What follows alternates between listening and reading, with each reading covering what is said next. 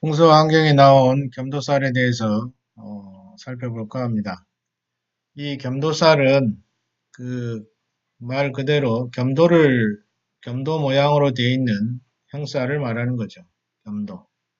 낫입니다. 낫. 하나의 낫으로 되어 있는 거죠. 낫 모양으로 되어 있습니다.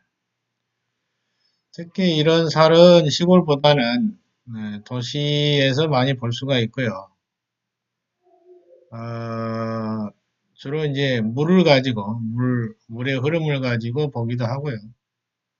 또는 이제 도로를 가지고 보기도 합니다. 도로를 가지고. 그래서 이제 물을 가지고 볼 때는 겸도소라고도 하고요. 명칭을. 도로 가지고 볼 때는 그냥 겸도쌀이라고 해서 통칭해서 쓰고 있죠. 어찌됐든 뭐 통칭에 쓰는 말은 겸도쌀인데 형기 중에 하나죠. 형기 중에 하나. 물론 이제 형상을 가지고 다루는 거죠. 뭐 형기 이기로 분리하고 있지만 형기 이기를 분리하면 안 됩니다. 두 가지는 함께 봐야 되는 것이고 형기가 있으면 거기에 따른 이제 이기를 추출해서 같이 보는 거죠. 그러니까 형기가 기본입니다. 형기 없이 이기는 없는 거예요. 그래서 형의 바탕 위에서 이제 그 형의 쓰임, 형의 영향 이것 등을 분석해내는 게 이기라고 보시면 되겠습니다. 그래서 아래 그림에서도 볼 수 있듯이 이 고가도로가 이렇게 휘어져 있는데 이 바깥쪽에 있는 건물의 입구가 이렇게 되어 있습니다. 그래서 이쪽에 영향을 주고 있는 거죠. 타격을 이쪽에 주고 있습니다. 그래서 이렇게 여기서 보면은 이제 그 풀을 베는 낫처럼 보이죠. 낫. 그래서 이러한 겸도살은 거리가 가까울수록 흉이 더 심해지고 거리가 멀어지면 흉력이 좀 약화됩니다. 또는 없어지죠. 그래서 원근이 중요하고요. 또 이 물체의 크기도 매우 중요합니다.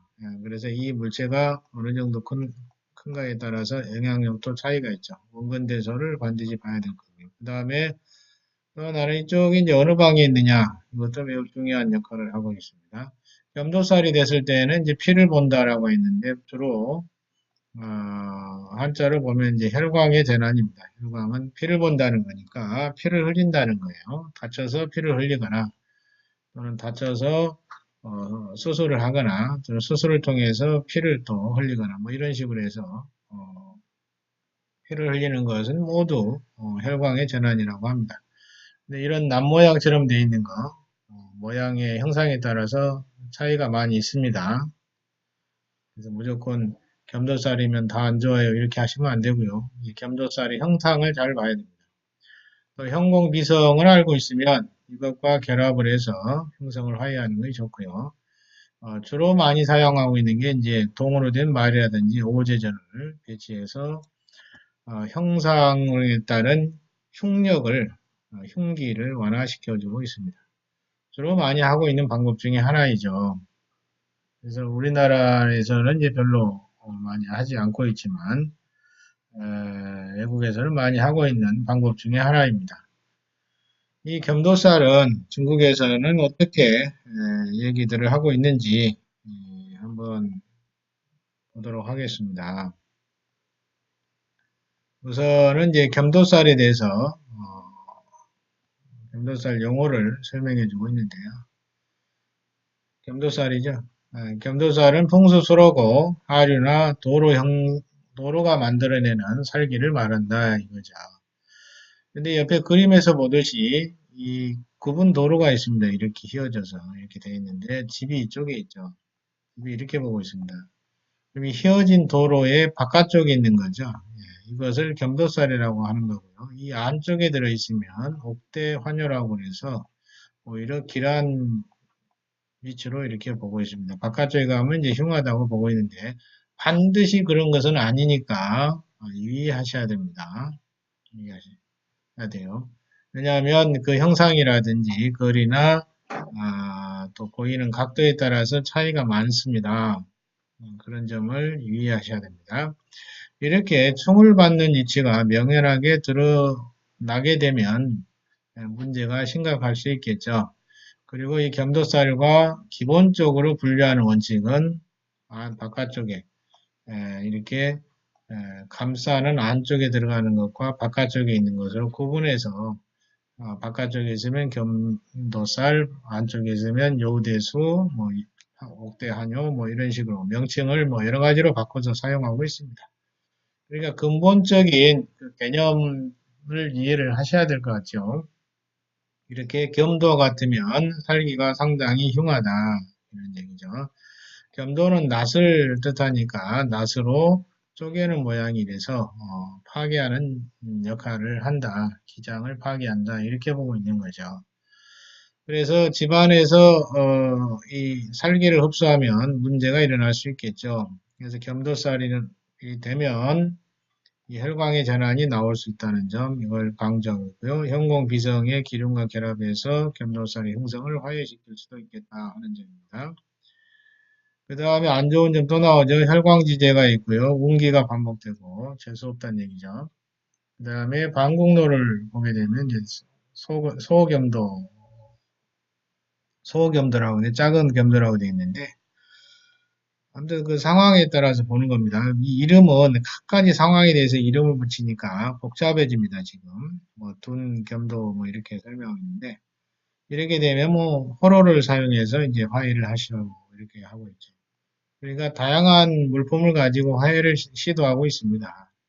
중국의 지관은 사용하는 게 여러 가지입니다. 여기 보시면은 비유가 있고요. 사자를 갖다 설치하기도 하고, 보검을 갖다 놓기도 하고, 호로를 쓰기도 하고요. 여러 가지 사용하고 있죠. 또는 우호석이라는 걸 사용하기도 하고요. 그 다음에 그 팔척 신조구형이라고 뭐 이런 걸 설치하기도 하고 뭐 다양하게 활용을 하고 있는 것 같습니다.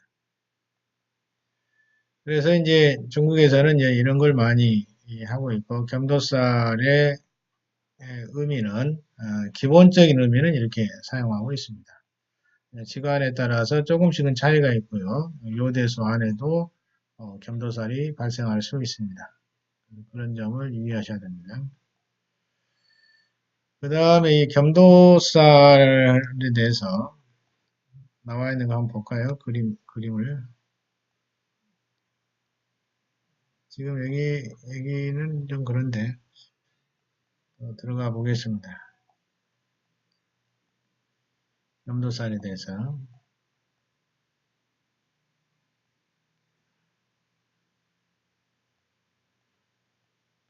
여기 나와 있죠? 이렇게 집이 있는데, 방궁으로 돌아가는 겁니다. 이 바깥쪽에 건물이 있다는 점, 이게 이제 피해를 주고 있다는 거죠. 또 하나는 이 난 모양을 그려놨죠. 난 모양을. 이렇게 피해를 줄 수 있는 도로 모양이 이렇게 되어 있는 경우, 이런 경우를 얘기하고 있는 거죠. 그래서 이제 이건 모서리 각이니까 백각살인데, 이 방궁로입니다. 방궁으로 되어 있다. 방궁로인데 이렇게 치는 구조죠. 예. 이것도 이 교량이 지나가면서 건물을 때리는 구조입니다. 우리가 이제 여기도 보시면 고가교가 이렇게 건물을 치고 있는 사진이 나와 있죠. 여기도 보시면 이제 이렇게 건물을 때리는 거죠. 여기도 보시면 이제 이렇게 난 모양으로 치고 있는데 이거는 좀 안쪽이죠. 여기에 이제 겸도살의 영향이 있다라고 이렇게 표시하고 해주고 있습니다. 그래서 이제 다양하게 이 겸도살이 응용이 돼서 이제 활용이 되고 있습니다.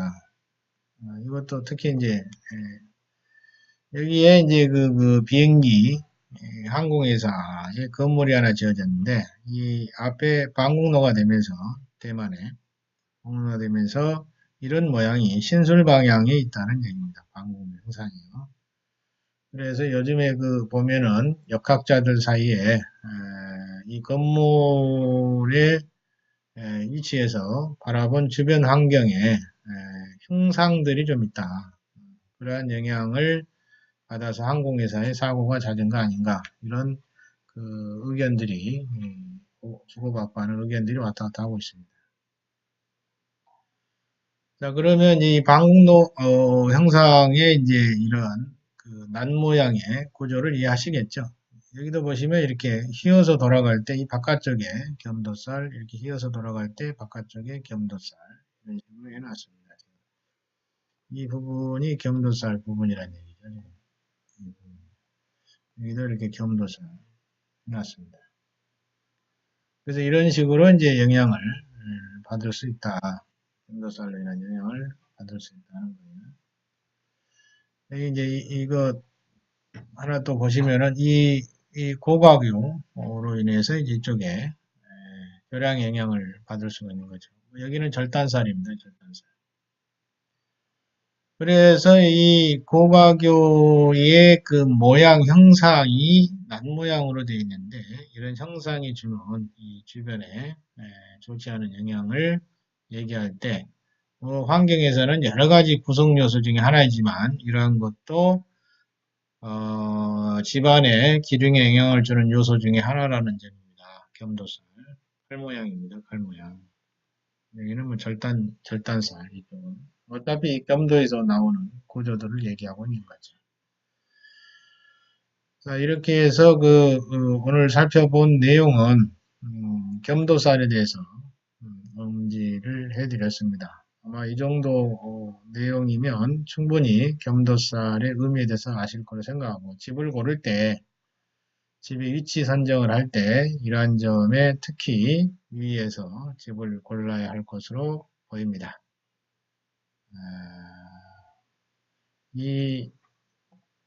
그래서 가급적이면 좀 숙지하고 계시다가 나중에 그 집을 고르실 때 이런 내용을 좀 활용을 해 보시기를 바라겠습니다. 수고하셨습니다.